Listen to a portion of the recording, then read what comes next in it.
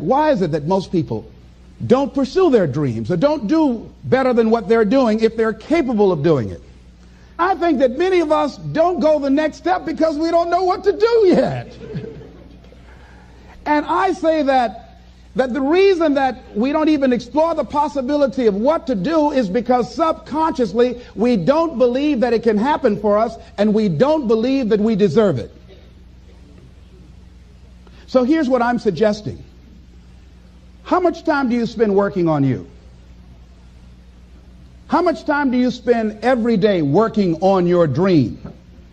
In the last 90 days, how many books have you read? In the last year, what new skill or knowledge have you acquired? What kind of investment have you made in you? So I'm saying that as you begin to look at where you want to go, if you want to make it today, and things are changing so fast you have to literally run to stand still, I'm saying that you've got to make some conscious effort to begin to work to develop you. Here's something else. Most people are not living their dreams because of fear, ladies and gentlemen. I was in Columbus, Ohio yesterday speaking for a particular Ohio department. A young lady named Karen who greeted me, who organized the event. Very talented, very skillful. And she was talking about she wanted to become involved in the consulting business. I said, why aren't you doing it? I said, you have the abilities. I said, you're not here because they like you. You're here because you're doing the job. You're making things happen. And she came up with all kinds of ideas, but finally she said, I guess I can't see myself doing it. I guess I'm afraid. Fear, limited vision, and lack of self-esteem is what keep most people doing things they don't want to do. I flew from Columbus, Ohio to Denver, Colorado to a major communications company. And the person that picked me up at the airport told me about the fact that the company was planning on having a major downsizing. And they offered some of the employees there an early retirement, and some of them will earn as much as $300,000. And they said, this is the last time that you can take this offer. If you don't do it when we have the downsizing, you might be among those who will lose their jobs, and all you will get is your severance pay. And only 50% of the people who were eligible to take the $300,000 took it. The others were afraid to take a chance on themselves. The others couldn't see themselves beyond that company. They couldn't see life after that company. The same reason that people stay in relationships where they're abused or they're unhappy or it's unfulfilling. They can't see themselves beyond that relationship. They can't see themselves enjoying life without that person. They think that this is all that they can do. The same reason that people get stuck at a certain level in life. They can't see things being better for them. And they think that this is it and this is all they deserve. This is all they've ever seen. It's been passed on to them. And they think that this is it for them. Oh, no. I was looking what Dr. Blanton, Smiley Blanton, who is a colleague of Dr. Norman Vincent Peale, what he said about fear. He said, fear is the most subtle and destructive of all human diseases. Ladies and gentlemen, fear kills dreams. Fear kills hope. Fear put people in the hospital. Fear can age you. Fear, ladies and gentlemen, can hold you back from doing something that you know within yourself that you're capable of doing, but it will paralyze you. And it seemed like you're in a hypnotic spell. And I ask you a question, what is the benefit? What's the benefit of allowing fear to hold you back? What's the benefit of giving up on yourself? Of not stepping out on life and taking life on? What is the benefit for you? What's the plus in that? It's one of the things I had to ask myself. So I didn't want to make any mistakes. I wanted everybody to like me. I wanted to be perfect the first time I did something. It's not going to happen. You're going to make some mistakes. You're going to hurt some folks' feelings. You're going to create some enemies whenever you decide that you want to begin to take life on. You've got to ask yourself, how long am I going to allow this to hold me back? I like what Zig Ziglar says. He said, fear is false evidence appearing real. That is an illusion that we create in our mind. It is a state of mind that can be changed. So let's look at how we can begin to take some steps to restructure that fear, to begin to expand our visions of ourselves, to begin to increase our self-esteem. Webster said that self-esteem means confidence and satisfaction in oneself. Look at your life right now. Whatever you've done up to this point in time, your life is working. Whatever you have produced, it came out of you as a result of the kind of person that you have become. It's a result of your choices. It's a result of your consciousness. Now you have to ask yourself, are you satisfied with what you have produced? Is this what you want? Would you like for things to be better than this? Do you believe that you deserve better than this? Or are you content? This is it. You don't have to do anything else. That you'll already resign yourself in life and say, well, I'm happy. Are you allowing yourself to get off the hook like that? Or do you believe somewhere in the back of your mind or in your heart that there's some other great work for you to do? There's something else that life has for you. And that's why you're here. How do we handle this fear factor? How do we increase our self-esteem? You have to begin to fortify yourself. How do we do that? I believe that you have to begin to consciously monitor your inner conversation and start talking to yourself. Start building yourself up. Sometimes the only good things you will hear about you are the things that you say to you. So I'm saying learn to be your own booster. Start building yourself up. Start encouraging yourself. Start saying, I can do this. I can make this happen. When I started thinking about becoming a speaker, I said, yes, I can do this. I can make this happen. When I start trying to convince myself I can be a businessman after flopping and failing and losing thousands of dollars and feeling stupid and dumb and having people take advantage of me because of what I didn't know. I had to talk to myself because people were saying to me that I was dumb. And somewhere in the back of my mind, I was saying, you're right. Look at what I've done. I had to say, no, Les. Hey, come on, man, get yourself together. You can handle this. You just haven't figured it out yet. It's all right. This is your training period. This is the tuition you have to pay for what you don't know. You can do this. Other people have done it. It doesn't take an Einstein. Get you some people that can teach you some stuff that you don't know. Get you some people that have done it successfully and learn from them. Take some seminars, workshops, read some books on how to manage a business. Change the way you see yourself and begin to tend to the personal details. Understand that nobody's going to take care of your business better than you.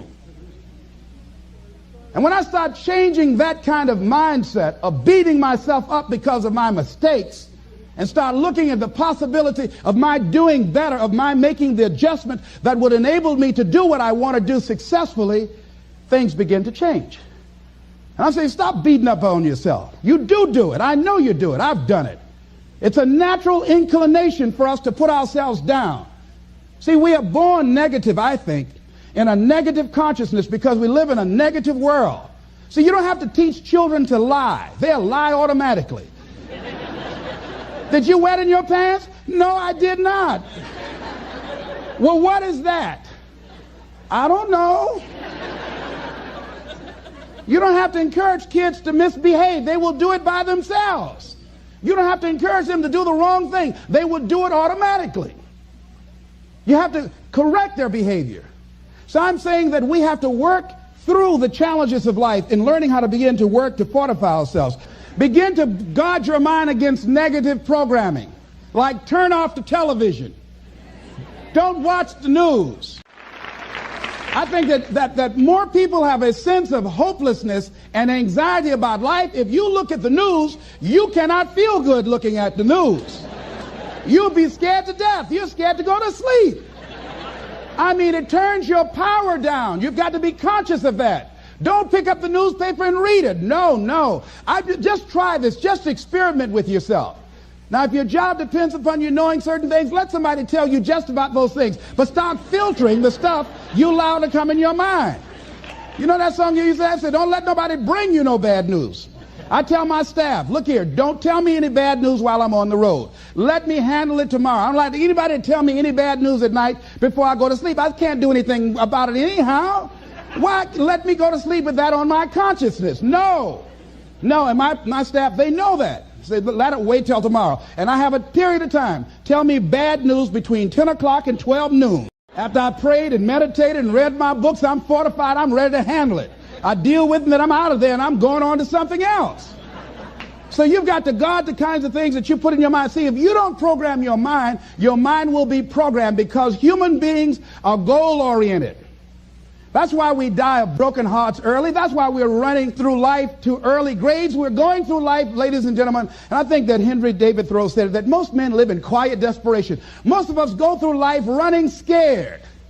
Larry DeAngie, who I think is going to be one of the greatest motivational speakers around today, told me a story, a true story of a friend of his, that every day when he came home from school, when he would get to a certain block in his neighborhood, there was a neighborhood dog that would chase him.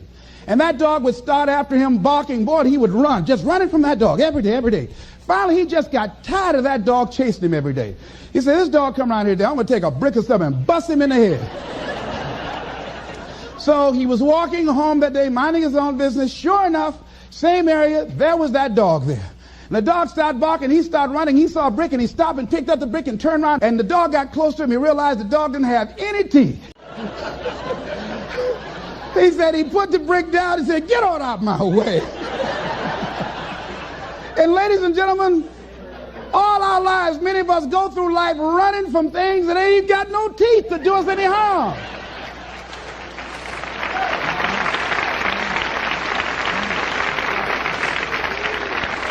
Haven't you been afraid to do something, and then after you did it, you say, whoa, if I'd known it was this easy, I would have done it before. Haven't you ever had that experience? Raise your hand.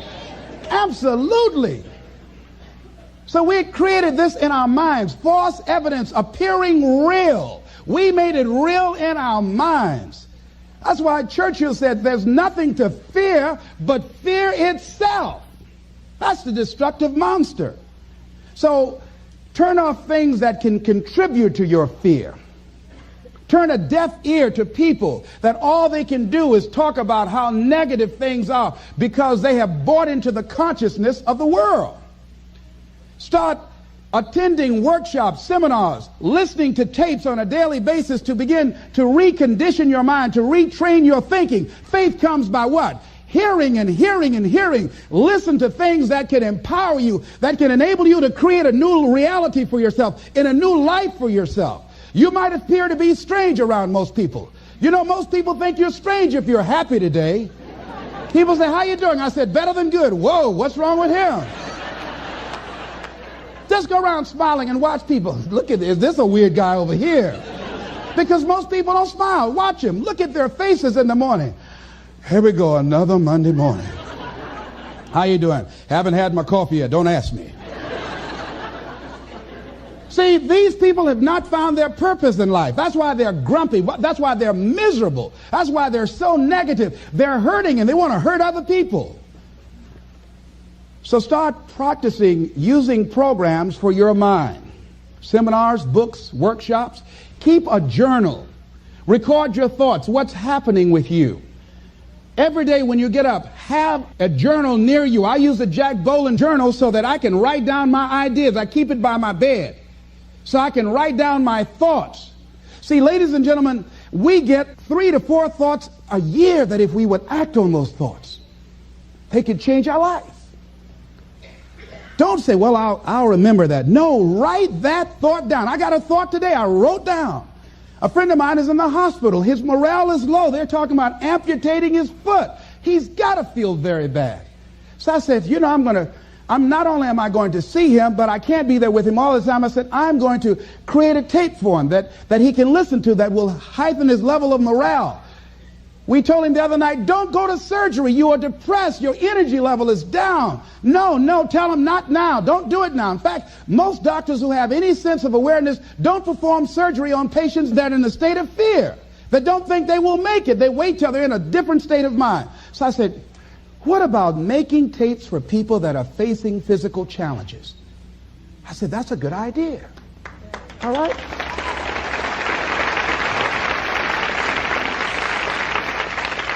See, there are ideas that can come to you out of things that appear to be negative. I have a friend out of Chicago, just met him. He's 23 years old. And this guy, he went financially bankrupt 2 years ago, ruined his credit. Guess what he decided to do? He found a blessing in it. He wanted to restore his credit. It was very challenging, very difficult. And he realized that a lot of other people during these particular times had ruined their credit. So now he started a credit repair business. Last year he earned over $100,000 helping people to restore their credit. I met a young lady who attends this church, that she was at her father's funeral and she was putting flowers on her father's grave, and she looked around and saw the other grave sites. They did not look well groomed and they were not attended to on a regular basis. She started a grave site maintenance business. Out of that tragedy, something positive has come out of it. And now she's earning more money doing that than on her present job. What idea are you sitting on? Write your ideas down. And then, what idea are you sitting on? Write your ideas down. And then, once you get that idea, take the leap. Hello? Take the leap. See, a lot of people get the ideas and just walk around with them. Have you ever had an idea and all of a sudden you looked around and somebody had that idea and gone with it? Think you're going to be going with my hospital idea. Forget that, buddy. We will be out there together, Jack. Take the leap. See, it's out here in the universe. If you don't take the plunge, I guarantee you, somebody else will. Take the plunge. Go into action. And ladies and gentlemen, you will be surprised at how things will come together. You'll be surprised. Now, you're going to have some difficult challenges. I can tell you that now. Be aware of that. Things are not going to work out exactly right. For a time they will, sometimes. And that's when life is just playing a game with you. Want you to feel good and relax. And then after a while, say, okay, the honeymoon's over now. And then life will come over there and slap you side the head. Say, what you doing out here? Well, this is my dream life. Is that right? Come over here a minute. Oh, you went to the seminar, huh? Come here. I can tell you that. But ladies and gentlemen, go into action with your dream. And don't avoid where the fights are. Get in the midst of the fight. And get some hickeys on your head. Get knocked down so you can learn how to fight, so you can hold your position. See, most people don't get out in the arena of life because they don't want to fight. Most people don't get out there because they don't want to get knocked down. They don't want to be dropped to their knees. But see, you're going to be dropped whether you're on the field or whether or not you're sitting on the sidelines. You're going to be dropped. So at least get dropped for something. Don't get knocked down while you're sitting down. See, that's how most people are spectators in life. You don't want to be a spectator. You want to get out in the field where the action is. And you will be amazed.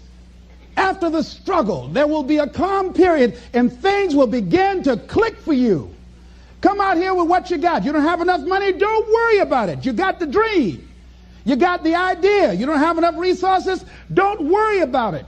You need some help? Don't worry about it. You get out here in the arena, someone will look at you and become inspired and say, hey, can I help you?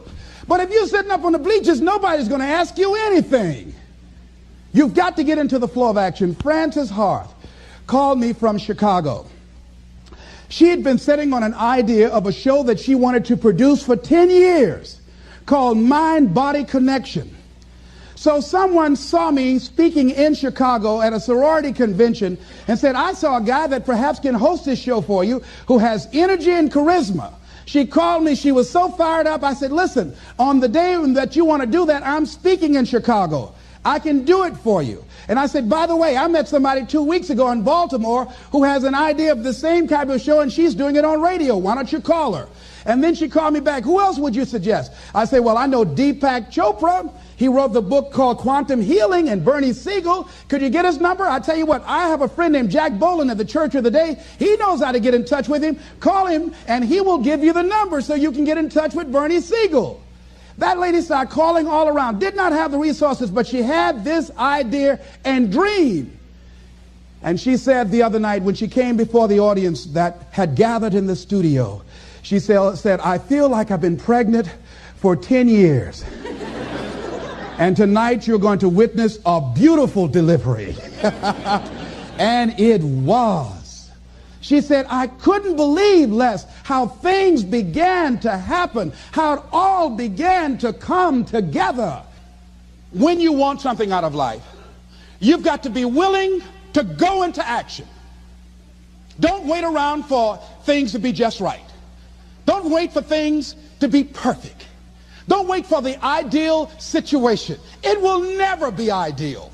There will always be a reason. Well, as soon as the children grow up, or as soon as I pay my bills, or as soon as I get my divorce, as soon as I get enough money together, do what you can, where you are with what you have, and never be satisfied. A lot of people never take a chance in life. They don't want to take any chances. They want the situation to be ideal. See, that's not walking by faith. That's walking by sight. I was born in a poor section of Miami, Florida called Liberty City. I was born in an abandoned building on a floor with a twin brother. And when we were 6 weeks of age, we were adopted. And when I was in the 5th grade, I was identified as EMR, labeled educable, mentally retarded, put back from the 5th grade into the 4th grade. And I failed again when I was in the 8th grade. I don't have any college education, but because of my mother, and I feel like Abraham Lincoln, who said, all that I am and all that I ever hope to be, I owe to my mother. I saw a sign once that said that God took me from my biological mother's womb and placed me in the heart of my adopted mother. So my first major goal was to buy my mother a home, to take care of my mother. And I did that, took care of her until she passed at 88. But I'll never forget when I met Mr. Washington. I was in a class waiting on another student, and he came in and he said, young man, go to the board and work this problem out for us. I said, oh, sir, I can't do that. He said, why? I said, I'm not one of your students. He said, look at me. I said, yes, sir. Go to the board and work the problem out anyhow. I said, sir, I can't do what you're asking me to do. He said, why? Sir, because I'm educable, mentally retarded, sir. And as the students erupted in laughter, he came from behind his desk, he looked at me and he said, don't you ever say that again. Someone's opinion of you does not have to become your reality. And that was a turning point in my life. On one hand, I was humiliated. But on the other hand, I was liberated. Because he looked at me with the eyes of Goethe, who said, look at a man the way that he is. He only becomes worse. But look at him as if he were what he could be. Then he becomes what he should be. I've found that most people fail in life, not because they aim too high and miss. Most people fail in life because they aim too low and hit. And many don't aim at all. So raise the bar on yourself and don't ask how you're going to do it. I'll never forget when I decided that I wanted to become a motivational speaker. I saw the late Dr. Norman Vincent Peale, and my heart said, I can do that. But my mind asked the question, how?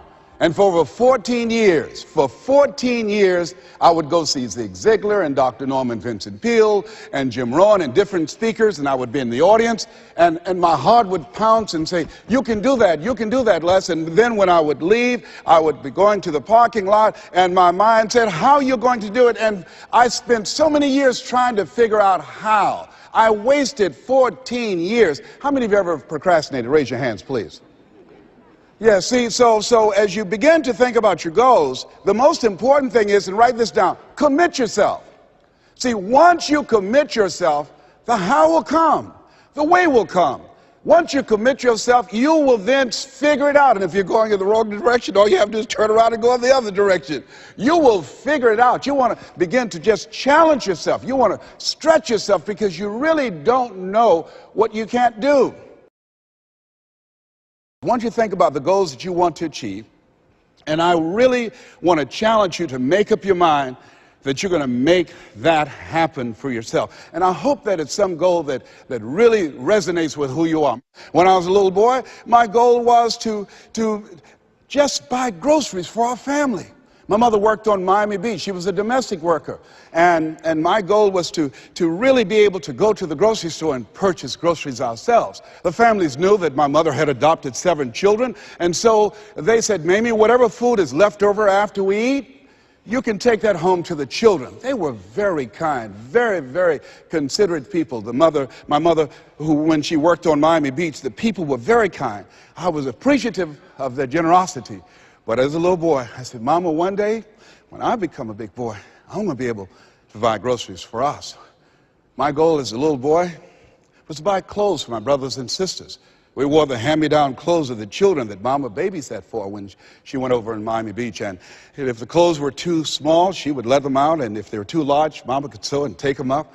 And I'll never forget David Sidursky. His father was very wealthy. Mama worked for him, but David was my buddy. And so his father gave him 2 gifts for his birthday.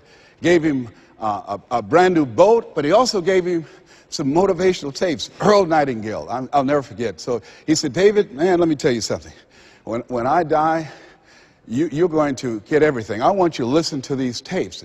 And when his father left the room, David threw those tapes in the wastebasket. I said, David, could I have those tapes? He said, yes. I said, man, your father said, if you listen to these, you can get more and do more than what he's done. He said, hey, look, I'm going to get everything anyhow. Go ahead, take them. Write this down. It's not what you leave for your children, it's what you leave in them. You have something special. You have greatness within you. And the only reason you're here, you are my assignment. You can feel me. Some of you feel me right here in your heart of hearts. And my goal is to get past your mind and into your heart. So it's necessary that you have the mindset that I can do this. You've got to begin to believe and to fortify that belief and feed that belief by listening to tapes, going to seminars and workshops, by challenging yourself, by stretching yourself. It was Osborne who said, unless you attempt to do something beyond that which you've already mastered, you will never grow. And as you begin to challenge yourself, you'll discover some things about yourself that you don't know right now. The other thing is you begin to look at yourself, look at your dreams, and begin to experiment and stepping into your greatness. One of the things that's very important, whatever goals and dreams that you have, make your move before you're ready. Price Pritchett, who's a great motivator and trainer, said, make your move before you're ready. We're instructed in life to walk by faith and not by sight. See, you want to really begin to stretch yourself. You want to become a risk taker. You want to raise the bar on yourself. Most people won't do that. See, most people engage in low-life living, low-risk living. Viscott said, if you're not willing to risk, you cannot grow. And if you cannot grow, you cannot become your best. And if you cannot become your best, you can't be happy. And if you can't be happy, then what else is there? I like what Helen Keller said, life is short and unpredictable. Eat the dessert first. And so you want to begin to take some chances. You want to begin to challenge yourself and make it okay to fail and learn from your failures. Don't allow fear of failure and the allure, the attractiveness of playing it safe in life to draw you in. You can't get out of life alive. You've got to die to leave here. Other thing is you look at yourself and look at your dreams, detoxify your life. Write that down. See, I think that most people never achieve their true goals in life because they're surrounded with too many toxic, negative, energy-draining people. You've got to look at the people in your life and ask yourself the question, what is this relationship doing to me? How is it impacting my life? Am I a better person? Sidney Poitier wrote a book called The Measure of a Man. In there he said, when you go for a walk with someone, something happens unconsciously. It's not spoken. Either you adjust to their pace or they adjust to your pace. Whose pace have you adjusted to?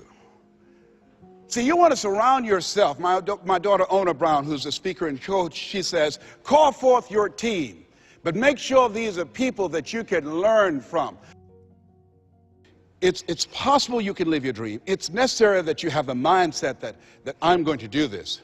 But you've got to take ownership. You've got to decide, hey, I'm going to do this. You've got to take responsibility for your life. George Bernard Shaw said the people that make it in this life, they look around for the circumstances that they want, and if they can't find them, they create them. You've got to decide, it's me. You've got to say, and say this with conviction, I expect to win. I think it's important that we say that. You know, if you ask most people, do you want to become successful? They will say yes. Took my oldest son for a walk, my namesake. You know, we always expect our children to do far more than what we do. Said, Calvin, he wants his own identity. He's Leslie Calvin Brown, Jr. I stopped him, looked him in the eyes, and said, do you want to be successful, son? He said, yes, sir, Dad. Very good. let's walk, son. Walk further. Stopped him again. I said, Calvin, look me in the eyes, son. Yes, sir, Dad. Do you expect to be successful, son? And he stood there and he looked at me and his eyes got glassy. And he said, let's walk. And the reason that he said, let's walk, because my son is very bright. Of all my children, he's perhaps the smartest one. But Calvin now, over 30, Calvin now, a single parent of 2 daughters, good father. Calvin, now at this stage of his life, he's behind on his dreams. A lot of talent, a lot of abilities. Very conservative. One of those people, great mind, but he just hasn't developed that, things that we want our kids to have, that, I want it. Calvin, you got to kick it up a notch, son. You never thought you'd be in your 30s. You got to kick it up a notch. You got to increase your energy in order to live your dreams. You can't be casual about your dreams. Bill Bailey said, if you're casual about your dream, you'll end up a casualty. Shake someone's hand on your right and left and say, kick it up a notch. Yes. You got to kick it up a notch. What is it you bring? And whatever you bring, you've got to kick it up a notch. What is your signature as you look at where you want to go and what it is you want to do? As you look at your product or your services, repeat out to me, please, provide more service than you get paid for. Yeah, see, that becomes your signature. When you look at your goals and look at where you want to go, at your products, at your services, at your industry, you want to set some high standards for yourself. I like what Henry David Thoreau said, do not go where the path may lead, but go where there's no path and leave a trail. How is it that your industry will be done differently 5 years from now, 10 years from now? What is your reputation in your industry? When you come into a room and you leave, what's the scuttlebutt about you? Do people say, hey, that's a go-to person. That's a person, if you ask them to do that job, you're talking about the job being done. It will be done extremely well. Are you known for that person that stand out with what you do, that stand out with your quality of service, with your standards, always looking for ways to better your best? Are you one of those people that believe, well, if it ain't broke, don't fix it? Japanese believe it ain't perfect, keep working on it. Are you willing to keep working on it? Are you willing to realize that you have not done your best stuff yet, that you can better your best? You've got to take responsibility for that. And now let's go to the next level. Not only is it possible that you can live your dream, is it necessary that you call forth your team and surround yourself with people that you can learn from and grow from, that you must work on yourself and monitor yourself and train yourself, that you've got to begin to take total responsibility for the outcomes that you want to produce in your life. But let us say together with power and conviction, it's hard. Ladies and gentlemen, living a dream, changing your life, is hard. It's hard when you lose all your money, when you've given it the best that you have, when you have some major setback. It's hard. When a doctor looked at me and said the 3 horrible words no one wants to hear, you have cancer. It was hard to mobilize my mind and spirit, to listen to tapes and music and read scripture and be around other people and seeking out other prostate cancer conquerors to believe that I could do this. It was hard. Never forget, my son said, Daddy, are you going to die? Why are you asking me that? You're not going out much. You're not the bubbly personality that I know you to be. You're not talking much. You're spending a lot of time in the room by yourself, Dad. Are you going to surrender? Are you giving up? Are you going to let that doctor's opinion become your reality? Will my daddy see me graduate? Yes, son, yes. I'm going to fight. No, I don't think it's my time yet. I'm going to see you graduate, but more than that, I've got some other things that I'm going to do with my life. And I thank you for asking me that. But I must tell you that I'm scared. I'm scared. And I've never been in this situation before. It's been easy for me to talk to people and encourage people when they've had challenges in their lives. But it's me. And I don't feel less than a man in admitting this to you. Yes, I'm scared. And I need some help. Repeat after me, please. Ask for help. Not because you're weak, but because you want to remain strong. and ask for help, and don't stop until you get it. Yes, see, life is hard, and there are some moments in life when you're going to need some help. You're going to need somebody to speak to you. You're going to need somebody to say something to you. I have a friend of mine, Willie Jolly, who's a motivational speaker. He said, a setback is a setup for a comeback. I had to listen to Willie's tapes. I have another friend, Kevin Brace, who's a speaker. He said, Les, come on, man, you can do this. You can make this happen. You can hit a home run. It's a done deal. You are Les Brown. That cancer's got to get out of your body. I said, talk to me, Kevin, talk to me. That's what I need to hear. I needed to hear those words. I don't care who you are. Many people won't allow themselves to ask for help because of pride. Pride cometh before a fall. Because of ego. Ego means edging God out. No, ask for help. Not because you're weak, but because you want to remain strong. And ask for help and don't stop until you get it. I'm here because a lot of people helped me.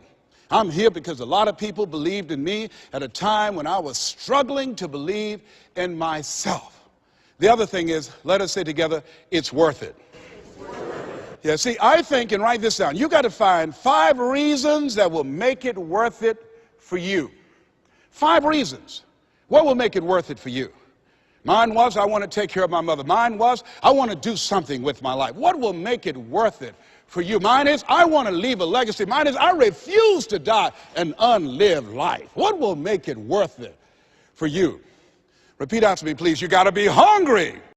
No one could have convinced me that I would be doing what I'm doing right now. You know, the easiest thing I do every year is go into a sales organization and dramatically increase their sales, or go into a prison and enable prisoners to see themselves differently and teach them the methods and techniques of how to plug into the system, or motivate young people to begin to see how they can have a vision of themselves in the future and fit. That's the easiest thing I do, or train a speaker to help them to leverage their experience as a speaker and say, look, speaking is a projection of who you are, not who you think you ought to be, and come with power from a platform. That's the easiest thing I've ever done. Let me share with you the most difficult thing I've ever done.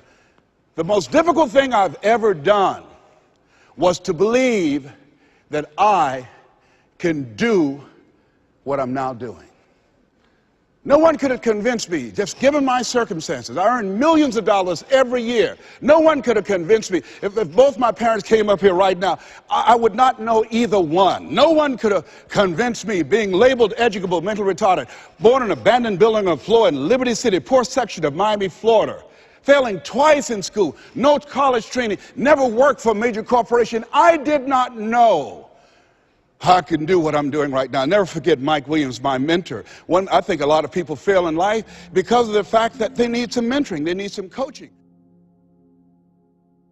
When you begin to understand and acknowledge your fear, and you go forth anyhow, you go forth in a spirit and a knowing that there's a way that you can begin to handle this. There's a way out here somewhere. There's a solution. What it is that you're seeking, that you have the capacity to whatever comes up, to handle it, to face it. And rather than feeling powerless, you begin to feel powerful. See, when all of the major downsizings that are taking place around this country, there are a lot of people who are biting their fingers in fear that they might lose their jobs. But there are few people who have decided within themselves, I'm going to make it. Some people aren't waiting to be cut. Some people are moving on their own because they feel within themselves, I've got what it takes to make it. They're not afraid about tomorrow because of how they see themselves, because of what they feel that they deserve, because of what they feel that they can create for themselves. Because these people have decided, as they look at the future, as they look at themselves, there's a way. Where there's a will, there's a way for me to begin to create a way out of no way. And when you have that kind of consciousness, when you have that kind of spirit, nothing can stop you. Nothing. What would your life be like as you look toward the future if you decided, I'm not going to allow my fears to stop me? What would your life be like? What would your future be like if you decided to want that which you desire so strongly that it prepares you past your fears, that you experience the fear, as the one book says, feel the fear and do it anyway? What would your life be like? And I'm saying to you that all of us who have been entombed by fear have the capacity to resurrect ourselves. Is it easy? No. It's not easy. Can I do it? Yes. What's one of the ways to get started? Some of us need somebody to hold our hands. Sometimes we need somebody to help us out. Be willing to say, I don't know. Be willing to reach out. Be willing to get some assistance to take you to the next level. One great athlete, you never expect boxers to make profound statements. I think it was Joe Frazier who said this one. He says, all of us are like the blind man at some point in our lives standing on the corner waiting for somebody to lead us across.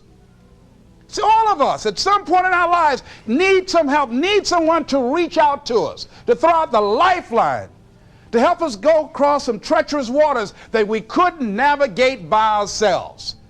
None of us do it by ourselves. All of us at some point of our lives. We need that kind of help.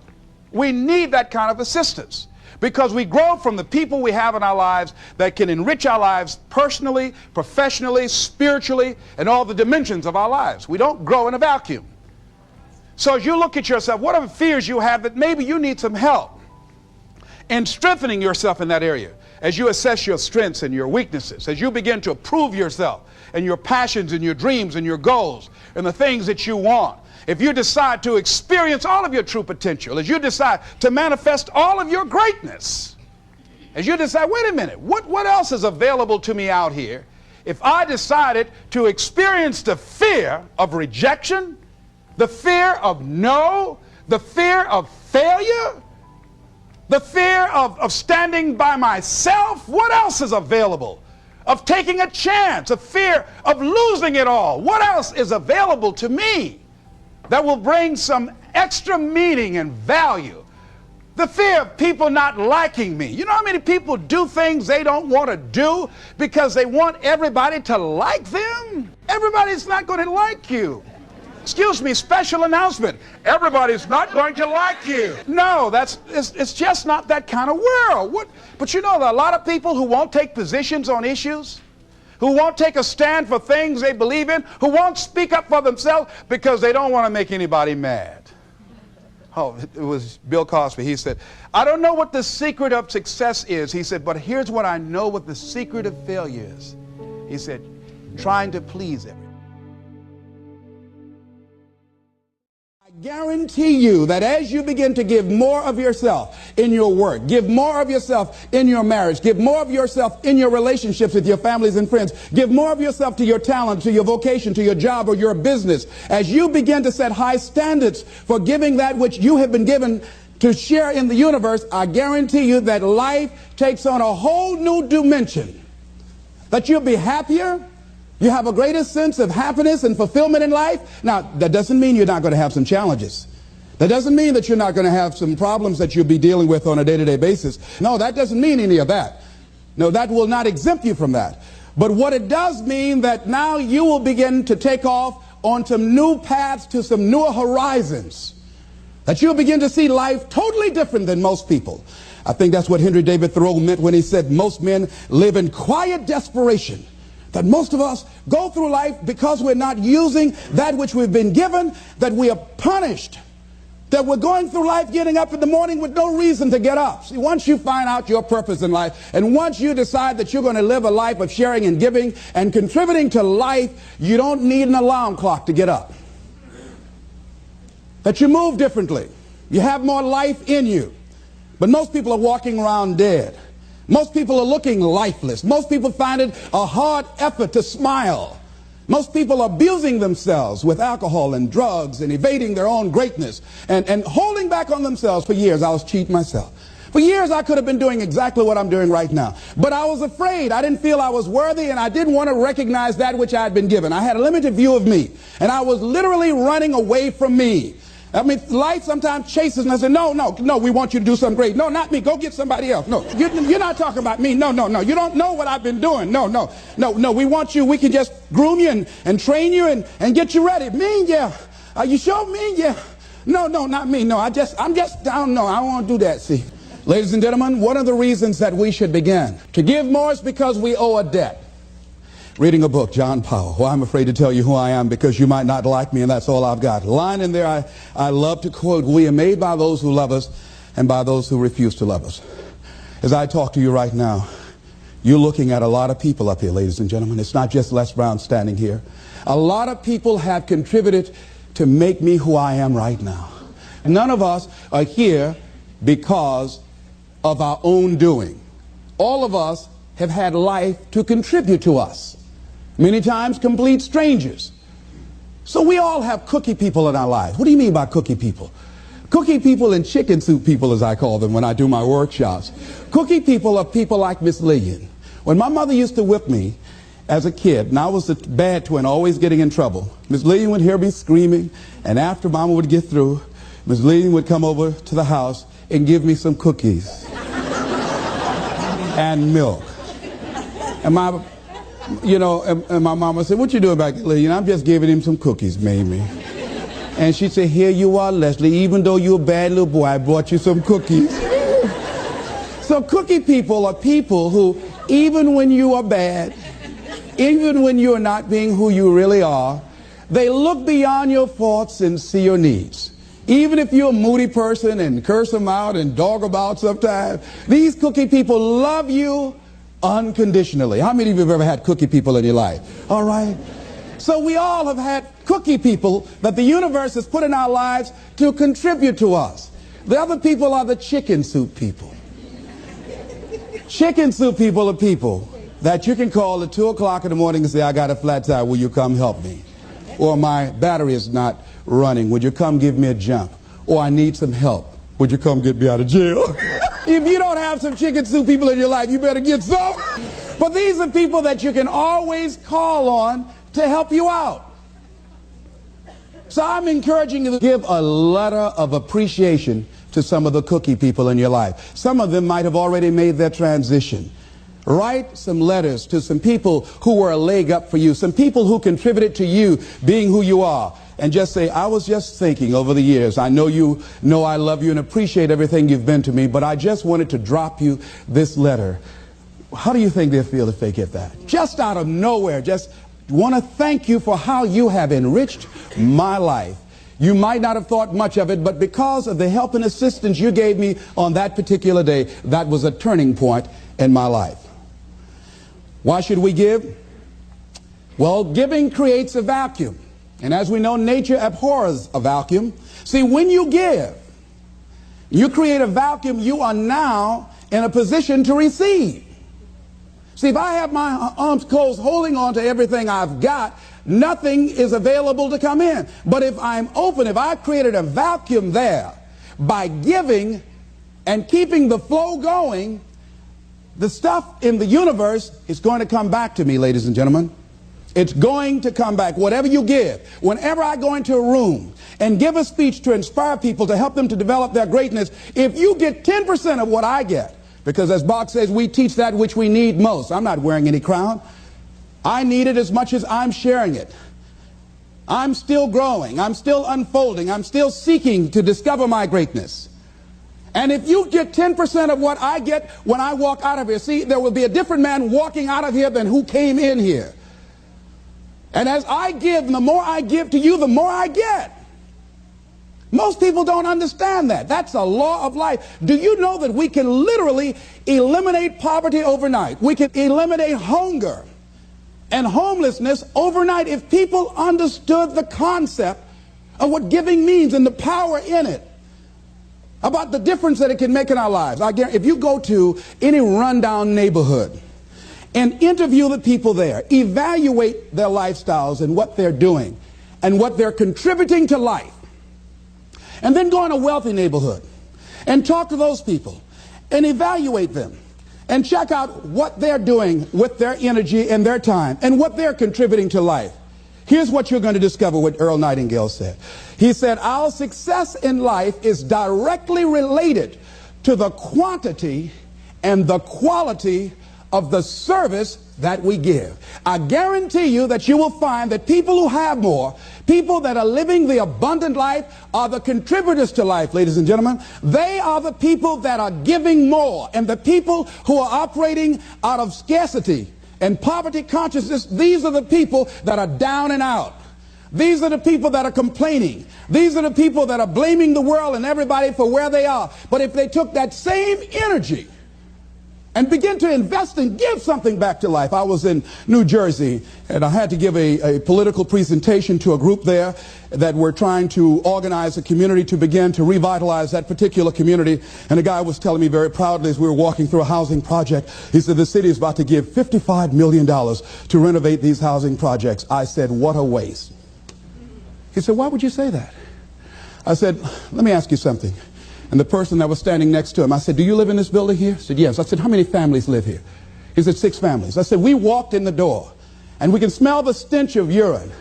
Does it take a genius to go down to the store and perhaps sacrifice buying 3 packs of cigarettes and buy some Tide of soap and water and come back here and wash this stench out of here? Does it take a genius to get a can of paint and paint over the graffiti and repair the mailbox? Does it take a genius for that? I say to you, you pour the money in these housing projects and you don't change the people that are living in the projects, before you are completed, they'll be right back to where they were before. If it is to stand, and I'm not saying that there aren't situations where people need some help and assistance, but people must be allowed to contribute. Here's something else you're going to discover in giving. Something that's very important. Give thanks. Giving thanks creates power. Give thanks for your house, give thanks for your apartment, for your car, for your family, for your health, for your relationships, for what you have. When we focus on something, it expands. When you're giving thanks, when you're showing a spirit of gratitude for what I got, not that you're satisfied with it, but you're grateful for what you got. Whatever you focus on, that's what you're going to continue to multiply and expand in your life. But if you focus on what you don't have, if all you can do is point out the negative things in your life, whatever you focus on, you're going to expand that. Some people, all they can do is complain. That's all they can do. They can't find anything to say good about life and about anybody else. Every time they open their mouths, that's what their minds are consumed with, and that's all they're producing in their lives. And these are people that you don't want to be around. Develop a spirit of gratitude. I'm thankful for life. I'm thankful to be an American. I'm thankful to be on this part of the planet. I'm thankful to see another day. No, things aren't what I want them to be. No, I don't have all the things I want to have. But I'm thankful that I'm still here.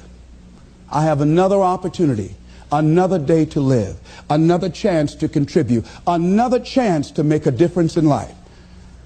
So begin to give thanks for what you have. Whatever you focus on. Remember now, you want to become aligned with the universe. If you have scarcity in your life, it's because you have a consciousness of scarcity. As you begin to become thankful for what you have, for the abundance that you now know is coming your way, that you're attracting to you, for the good relationship that is coming your way right now, it will begin to create incredible opportunities for you to begin to improve your life and the quality of life of people around you. Giving is also, ladies and gentlemen, forgiving.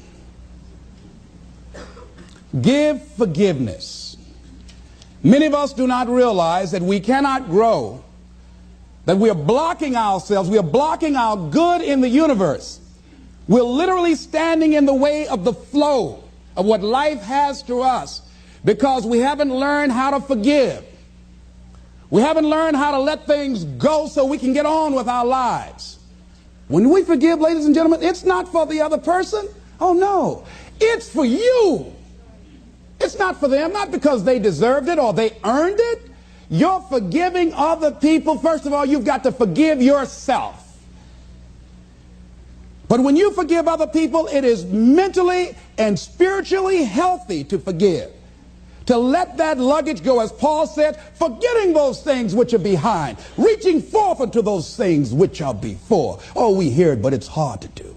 It's hard. What you have is enough. Whatever you have to give. And the more you give, the more you realize you have to give. And we all have to. There are people who made the supreme sacrifice for us to enjoy freedoms that we take for granted. Oh, none of us can feel that we have nothing to give back.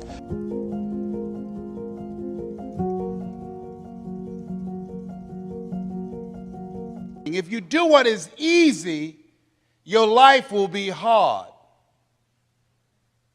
But if you do what is hard, your life will be easy. If you do what is easy, complain about your situation, your circumstances. If you do what is easy, stand around and be a volunteer victim like everybody else. If you do what is easy, surrender and give up on your dreams, become depressed and bitter and angry. Anybody can do that. If you do what is easy, your life will be hard. But if you do what is hard, keep coming back again and again and again. If you do what is hard, approaching strangers, talking to people in shopping malls, get up dressed every day, going out prospecting, knowing some way, somehow, with a spirit of expectation, somebody's out here looking for an opportunity. You can go outside right now and see some pigeons, but you're out hunting for eagles, and they're not common. And if you do that over and over and over again, somebody's going to show up. Somebody's going to say, I'm the one. Remembering what Dr. Robert Anthony said about results.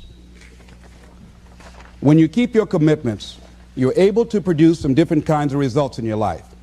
So how can we keep our commitments? And do we keep all commitments? No, we don't. You will not be at 100%. However, you will have a greater percentage rate of maintaining your commitments to yourself, whatever those things might be.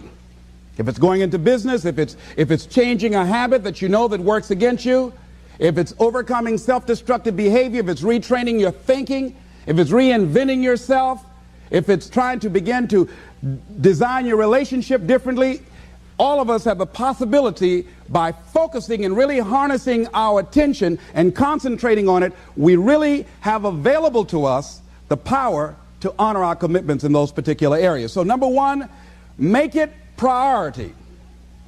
See, you only make things happen. Your life only counts. You only make a difference when you are committed. When you make a commitment with your life. That's the people that make a commitment with their lives, the people that make a commitment to their customers, the people that make a commitment to their families, to their relationships, are the people that make the greatest impact in life. What is commitment? Commitment is the salesman who says, look here, I'm going to make $1,000 today and I'm not going home. You can turn the lights out. The janitors could be here running the vacuum cleaner. I'm not leaving here till I do it. I used to be a door-to-door salesman. I had X number of TVs. I had a minimum amount that I knew I had to sell every day in order to provide for my mother, who was ill at the time, who had lost her job at the M&M cafeteria because of arthritis. And I said, I'm going to go door to door, and sometimes I would not come home until 1 o'clock at night, knocking on people's door, people closing. What do you want? Would you like to buy a nice working month's television set, no money down? No. What about an Emerson TV? No. Thank you very much. Do you know anybody else that would be interested? No. Thank you very kindly. Knock on another. Hello. Would you like to buy a nice working television set, no money down? No. Get away from our door. Thank you very kindly. Do you know anybody else would be? Yeah, my cousin. He lives 2 doors down. Thank you very kindly. I tell him you sent me. When I heard your cousin told me that you wanted to buy a television set, told me to come here and talk to you, we got a special discount for you. Yes, come in, I'm interested. I would just keep right on. I would not go home until I did it. It's an interesting thing, ladies and gentlemen, that when we put ourselves in a situation where we say we're going to do it, it puts you in another zone where the universe responds to you. When you have that kind of consciousness, see, the universe responds to the man or woman that refuses to be denied, because that is your commitment.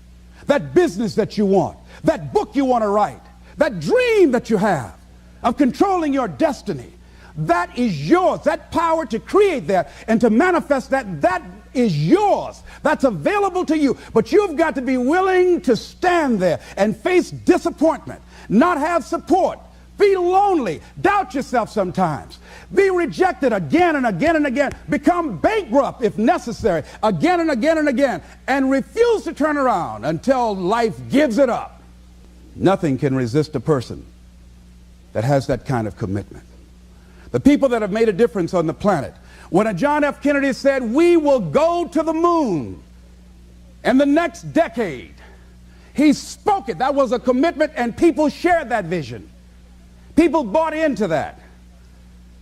We've had all kinds of examples in history where people have made declarations, who have committed their lives to bring about a difference. There are people who are taking a stand today against hunger. I guarantee you it will be a part of our past at some point in time. Someone took a stand against polio. It no longer plagues us as it once did, because someone said, it is my commitment to eradicate it from the face of the earth. Someone made the commitment. The reason that we're here and enjoying a democracy that we have, someone made a commitment that whatever is required, if it means that I die. I remember Paul Robeson, here I stand, for I can do no other. And that's how you must be. Commitment means standing up for your life. It means honoring yourself. It means beginning to say and to see and recognize your alignment and oneness with the universe, and that you are a channel for life to express through. And we short-circuit it with anger. We short-circuit it with fear. We short-circuit it with envy. We short-circuit it by being lazy or apathetic or giving up easily. Why? We say, oh, it's too hard, it's too hard. We don't challenge our spirit. Ladies and gentlemen, there's nothing as powerful as the human spirit. You can't destroy it. You can pervert it, but you can't destroy it. I was reading Man's Search for Meaning by Viktor Frankl. What a powerful book. I'm reading it now for the 7th time. And he gives so many graphic examples of the power of the human spirit. And so what are some of the things that can fortify us and give us the kind of inner strength that will allow us to forward ourselves into the future by manifesting our commitments? Number one, commitment means in some cases going back to school, getting some training, sitting up in classes with people younger than you, putting yourself in a position where you don't know and that is awkward and uncomfortable, but because of your commitment to develop yourself, or to go back to school to get a high school diploma or to get a college degree, that it doesn't matter, feeling dumb and saying, what am I doing here, sitting up in some boring class? Commitment could mean a lot of things. It could mean that you begin to go back. You got to back up sometimes. It means to back up and not give up, to regroup, back up and regroup and come back again. Because life has waylaid you, because you got knocked down. I know when I was working on my dream, there were times I lost my house at one point. I lost my car. I was broke. My credit was bad. I was sleeping at different friends' houses on their couch or on the floor. There were times, months, that I slept on the floor of my office and got up early and dressed before my staff got there to give them the impression that I got there early before they did. And we all pretend not to know what we knew, that the boss was staying in the office. So we never talked about it. But I refused to give up on my dream. And what happens, they say, you know, in the prosperous years, you put it in your pocket. In the lean years, you put it in your heart. It makes me appreciate it even more. Even more. I wouldn't trade it. I wouldn't trade it for anything. The disappointment, the pain that I've gone through by keeping the commitment. Keeping the commitments that you have might mean taking a stand that's unpopular. Something was said one time. When you take a position, it says, cowardice asks the question, is it safe? Politics asks the question, is it popular? But conscience or commitment asks the question, is it right? And see, most people rather operate from the first two. Is it safe for me to take this position? I remember when I was a state legislator, I saw guys and women who believed in legislation very strongly, but because the Speaker of the House said, we won't go with that, they backed down. And they felt bad about it. They wouldn't take the position because they didn't want the Speaker of the House to be angry at them.